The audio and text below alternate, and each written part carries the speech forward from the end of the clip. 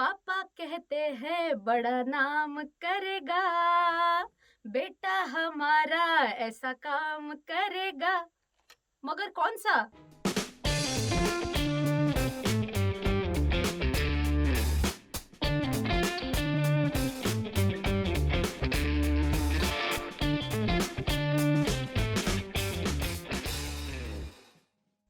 Hi guys, C. Rachana Ranade here and I welcome you all to another lecture which is about careers in stock market. Okay, so it's careers in finance which are somewhere or the other related to stock markets. Now if you ask me how many careers are there, there could be so many. So if I were to cover those in one video, then it would be like a 1.5 hour or maybe a longer than that video.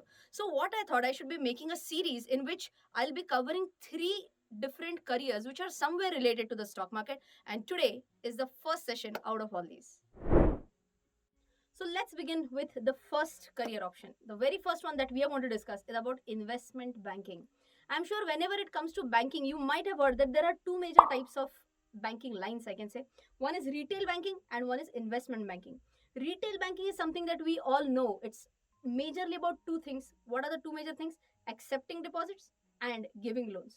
But today we are not going to talk about this. We are going to talk about investment banking as a business, as a career basically. Now, what does an investment bank do? Many people don't know about it. It's mainly focusing on raising capital for the corporates. Okay, but what are the four major things which are related to investment banks? Number one, we talk about giving advisory regarding mergers and acquisitions. Okay, so let's say a company A wants to buy company B. Whether this is a good deal or not, what should be the price at which the deal should be closed, all that advisory will be given by an investment banker. Okay, second thing, whenever it comes to corporate actions like buyback of shares, that's where again investment banks come into picture.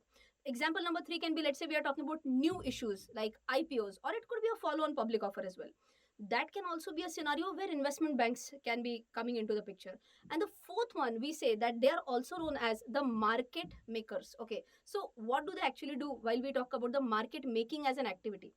Many a times it does happen that there is a lot of buy or sell transactions happening in the market. The demand is very high. You can imagine someone placing a buy order of some XYZ shares, which is like 5 lakh quantity worth shares. So there has to be a seller who is actually selling those many number of shares in the market. So when I talk about market making as an activity, they somewhere act as like wholesalers, okay, who would really help in completion of the buying and the selling process. Now let's understand which qualifications can be helpful for you to get into the role of an investment banker. The very first one can be a chartered accountant. Second one can be a CFA.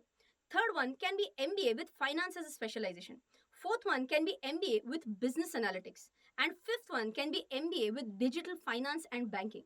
So while I was searching for all these qualifications, I came across a very interesting app. Do you know which app am I talking about? It's Upgrad. Upgrad has some well-known MBA programs for interested candidates.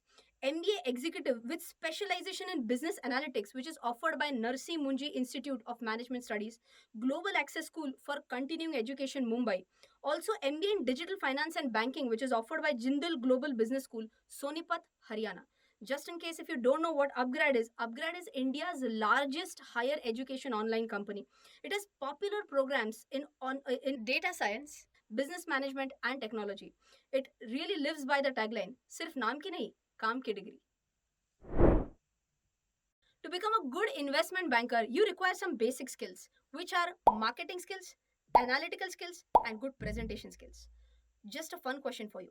If you know Wipro just recently announced a buyback, you have to tell me in the comment section who was their investment banker. Let's come to the second career. It's of a trader. Now, whenever I use the word trader, you can imagine something like this.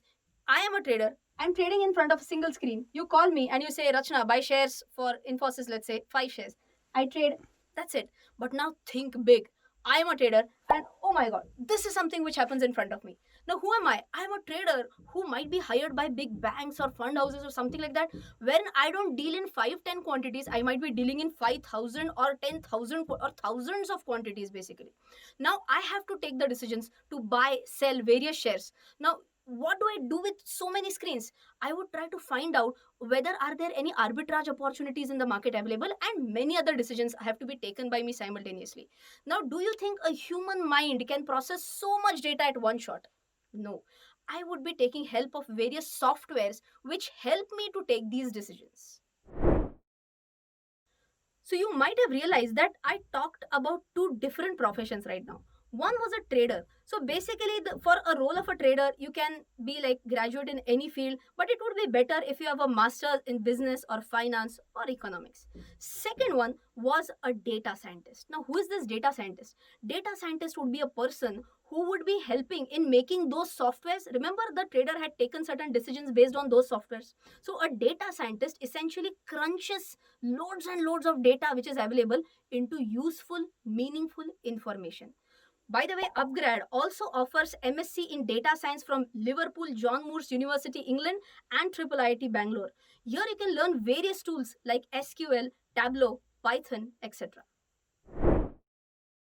So, to become a good trader, you should have strong numeracy skills, you should have good physical and mental stamina, you should have independent thinking skill, you should have alertness and decisiveness under pressure, and obviously, you should have control over emotions because you're going to take up lots of trades. Let's come to the third career option, and that's of an investment advisor. So, investment advisor would be a person who would advise his clients, and clients could be ranging from individuals to corporates. Now, an investment advisor gives advice about what? Investment options like stocks, investment in bonds, debentures, mutual funds, and why only restricted to these? It could also range to certain personal finance options, could be about insurances, real estate, and so many more things. So, if you want to become a registered investment advisor, you mandatorily have to clear 10A and 10B examination, which is the Investment Advisor Certification Examination conducted by NISM. In addition to this, if you want, you can also pursue a postgraduate diploma in business management or in economics, finance, accounting, or banking. You also can think of taking a CFP, which is a Certified Financial Planner degree, or you can also go in for CWM, which is a Chartered Wealth Management, which is recognized again by NISM. If you want to become a good investment advisor, please remember that you have to face the clients, and that's why you require good communication skills, marketing skills. You also must have good analytical skills because you also have to do some research on your own as well. In addition to all these things, you should have good presentation skills. So, all in all, if you have liked any of these qualifications which I discussed today, don't forget that I've put the link of Upgrad app in the description. Don't forget to download the app. I hope you have enjoyed today's content. Till then, take care. Jai Hind and bye bye.